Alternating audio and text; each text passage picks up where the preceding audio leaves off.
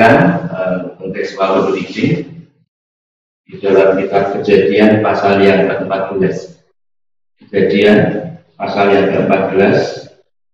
Kejadian pasal 14. Pada zaman Amraphel, Raja Sinear, Ariok, Raja Elasar, Kedorlaomer, Raja Elam, dan Tideal, Raja Goyim, terjadilah bahwa raja-raja ini berperang melawan Bera, Raja Sodom, Birsya, Raja Gomora, Sinab, Raja Atma, Shemeber, Raja Seboim, dan Raja Negeri Bela, yakni Negeri Zoar. Raja-raja yang disebut terakhir ini semuanya bersekutu dan datang ke lembah Sidim, yakni Laut Asin. 12 tahun lamanya mereka takluk kepada Kedorlaomer. Tetapi dalam tahun yang ke-13 mereka memberontak. Dalam tahun yang ke-14 datanglah Kedorlaomer serta raja-raja yang bersama dengan dia. Lalu mereka mengalahkan orang Refaim di Asiterat Karnaim, orang Susaim di Ham, orang Emim di Yawe Kiryataim, dan orang Bahori di pegunungan mereka yang bernama Seir, sampai ke Erparan di tepi padang gurun. Sesudah itu baliklah mereka dan sampai ke En Mispat, yakni Kades, dan mengalahkan seluruh daerah orang Amalek dan juga orang Amori yang diam di Haseson Tamar. Lalu keluarlah Raja Negeri Sodom, Raja Negeri Gomora, Raja Negeri Atma, Raja Negeri Zeboim, dan Raja Negeri Bela, yakni Negeri Zoar, dan mengatur barisan perangnya melawan mereka di lembah Sidim. Melawan Kedorlaomer, Raja Elam, Tideal, Raja Goyim, Amraphel, Raja Sinear, dan Ariok, Raja Elasar, 4 raja lawan 5. Di lembah Sidim itu, di mana-mana ada sumur aspal. Ketika Raja Sodom dan Raja Gomora melarikan diri, jatuhlah mereka ke dalamnya, dan orang-orang yang masih tinggal hidup melarikan diri ke pegunungan. Segala harta benda Sodom dan Gomora, beserta segala bahan makanan dirampas musuh, lalu mereka pergi. Juga Lot, anak saudara Abram, beserta harta bendanya, dibawa musuh, lalu mereka pergi, sebab Lot itu diam di Sodom. Kemudian datanglah seorang pelarian dan menceritakan hal ini kepada Abram, orang Ibrani itu, yang tinggal dekat pohon-pohon Tarbantin, kemudian Mamre, orang Amori itu, dengan Eskol dan Aner, yakni teman-teman sekutu Abram. Ketika Abram mendengar bahwa anak sambungan tertawan, maka dikerahkannya lah orang-orang yang terlatih, yakni mereka yang lahir di rumahnya. 318 orang banyaknya, lalu mengejar musuh sampai ke Dan. Dan pada waktu mereka, ia dan hamba-hambanya itu untuk melawan musuh. Mereka mengalahkan dan mengejar musuh sampai ke Hoba di sebelah utara Damsik. Dibawanya lah kembali segala benda itu Lot, anak saudaranya itu, serta harta bendanya dibawanya kembali. Demikian juga perempuan-perempuan dan orang-orangnya. Setelah Abram kembali dari mengalahkan Kedorlaomer dan para raja yang bersama-sama dengan dia, maka keluarlah Raja Sodom yang menyongsong dia ke lembah Syawe, yakni lembah raja. Melkisedek sang Raja Salem membawa roti dan anggur, ia seorang imam Allah yang maha tinggi. Lalu ia memberkati Abram, katanya, diberkatilah kiranya Abram oleh Allah yang maha tinggi, pencipta langit dan bumi. Dan terpujilah Allah yang maha tinggi yang telah menyerahkan musuhmu ke tanganmu. Lalu Abram memberikan kepadanya 1/10 dari semuanya. Berkatalah Raja Sodom itu kepada Abram, berikanlah kepadaku orang-orang dan ambillah untukmu harta benda itu. Tetapi kata Abram kepada Raja Negeri Sodom itu, aku bersumpah demi Tuhan, Allah yang maha tinggi, pencipta langit dan bumi, aku tidak akan mengambil apa-apa dari kepunyaanmu itu, sepotong benang atau tali kasut pun tidak, supaya engkau jangan dapat berkata, aku telah membuat Abram menjadi kaya. Kalau aku, jangan sekali-sekali hanya apa yang telah dimakan oleh bujang-bujang ini, dan juga bagian orang-orang yang pergi bersama-sama dengan aku, yakni Aner, Eskol, dan Mamre.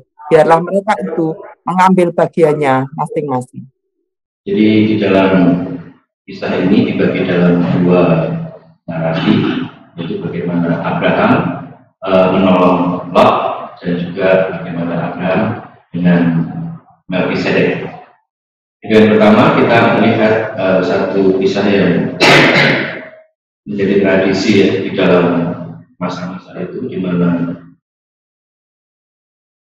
raja-raja itu saling bersekutu untuk mereka membantu sekutu antar kerajaan, karena mereka ingin merasa kuat gitu ya.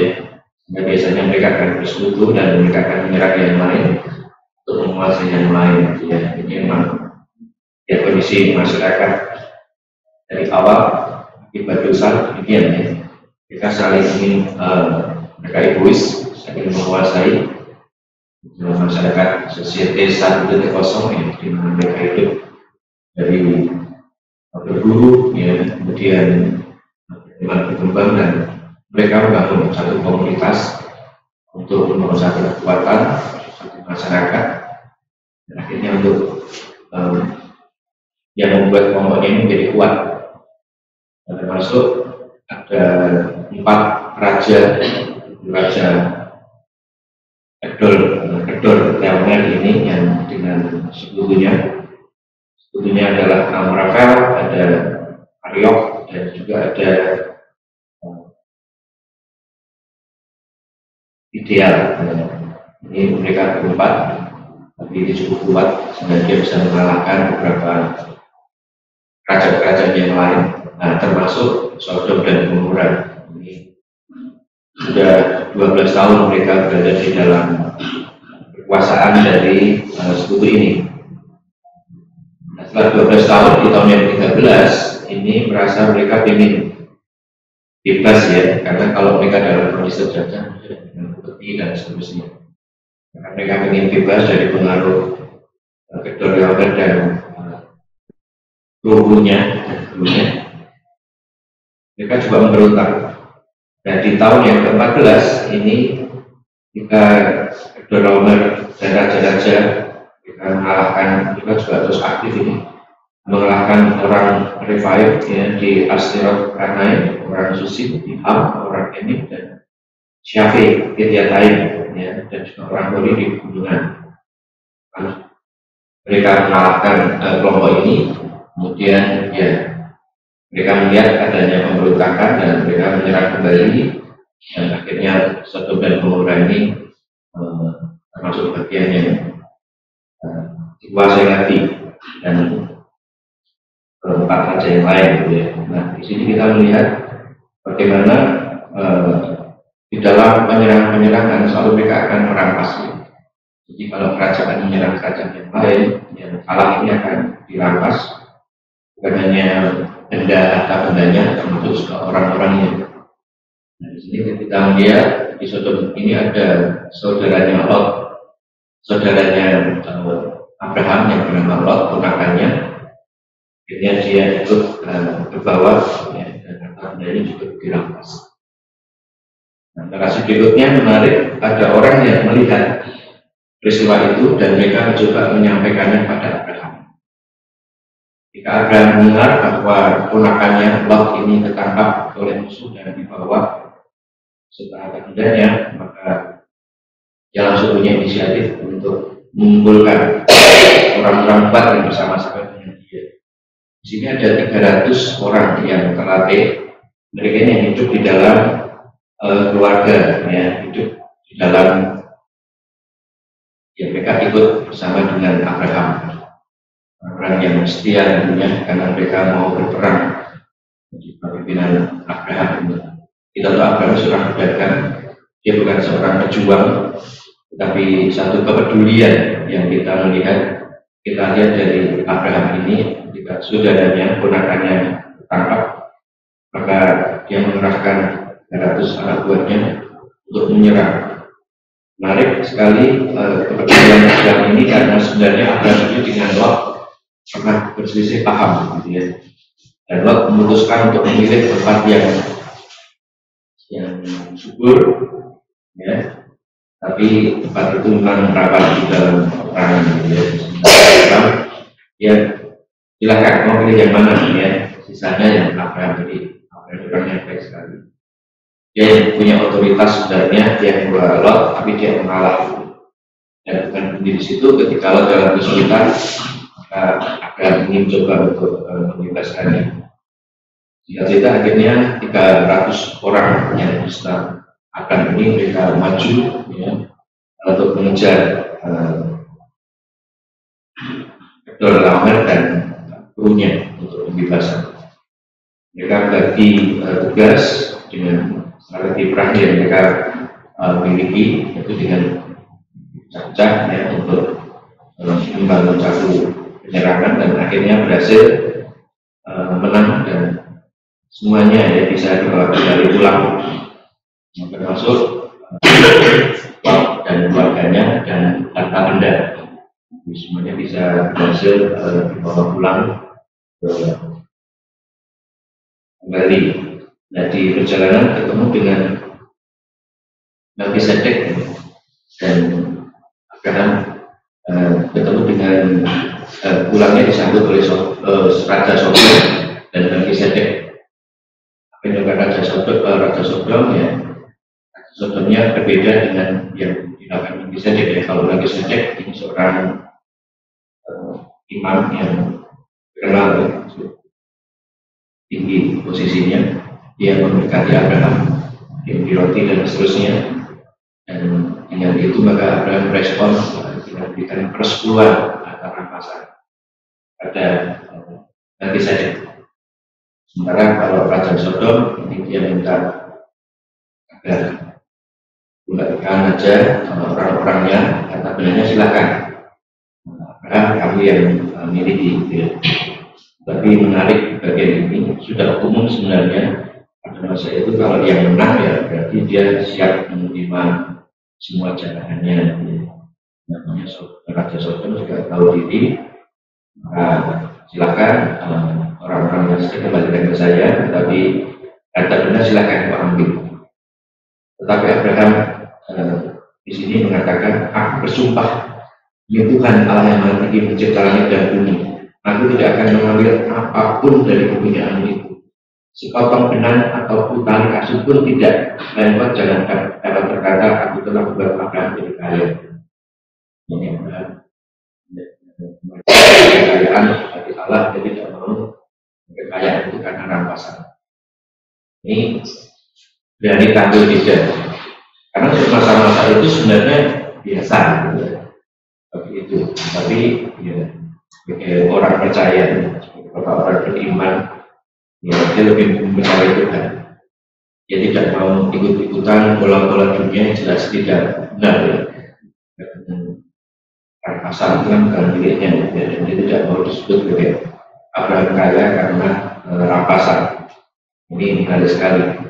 Kemudian apa yang bisa kita ambil dari dua narasi ini? Yang pertama, kita melihat bagaimana orang percaya seharusnya peduli pada saudara yang sedang mengalami kesulitan. Dalam kisah ini jelas Lot itu dalam kesulitan pepet.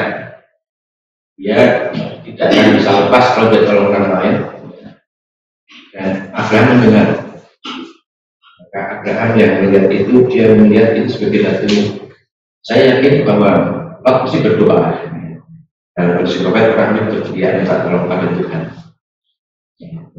Ya, karena dia pernah ikut Abraham seorang percaya, dia sudah tahu bagaimana berdoa tentunya. Dan Abraham ya, yang mendengar itu dia menjadi jawaban doa. Jadi dia menjadi jawaban doa ketika ada orang yang kesulitan. Yang kedua, orang percaya dan memberikan perpuluhan ya untuk kerjaan Tuhan dan hamba Tuhan. Itu dimulai dari masa itu ya sampai sekarang. Ada yang pro kontra, yang kontra biasanya ya harusnya seluruhnya. Tapi sebenarnya minimal 10% itu menjadi satu respon. Itu belum persembahan yang lain-lain ya, itu minimal 10%. Nah, sebetulnya bisa 90 segala macam mungkin bisa lebih dari itu. Nah, aplikasinya, sudahkah saudara peduli ya, dan rela berkorban untuk tolong saudara yang lain yang dalam kesulitan? Lagi siapa tahu mereka sedang dalam kesulitan, minta tolong berteriak-teriak dan minta tolong Tuhan. Tentunya bukan Tuhan dari langit yang akan turun tangan, tapi Tuhan selalu menggunakan manusia. Maka jadilah jawaban doa buat orang yang ada dalam kesulitan. Kedua, saudara berikan perpuluhan pekerjaan Tuhan, bukan dari Allah karena pekerjaan Tuhan berkati pekerjaannya. Itu juga melalui manusia, ya, bukan uang turun dari langit untuk pekerjaan Tuhan, untuk pelayanan, Tuhan, tetapi ya Tuhan akan menggunakan orang-orang yang Dia percayakan untuk jadi saluran berkat buat pekerjaan Tuhan. Maka didesain dari PL sampai PP, ya, bulan itu menjadi minimal ya, untuk perbendaharaan Tuhan dan untuk pelayanan Tuhan. Akhirnya firman Tuhan ini berikan satu, ya, saudara kita semua, bagaimana kita akan peduli menjadi jawaban doa buat orang dalam kesulitan, dan bagaimana juga kita peduli untuk jadi saluran berkat Allah untuk pekerjaan. Kita terus menjadi anak-anak Tuhan yang menjadi jawaban doa, terus peduli bagi orang-orang di sekitar kita. Kita memujikan Yesus Tuhan ditinggikan atas segala.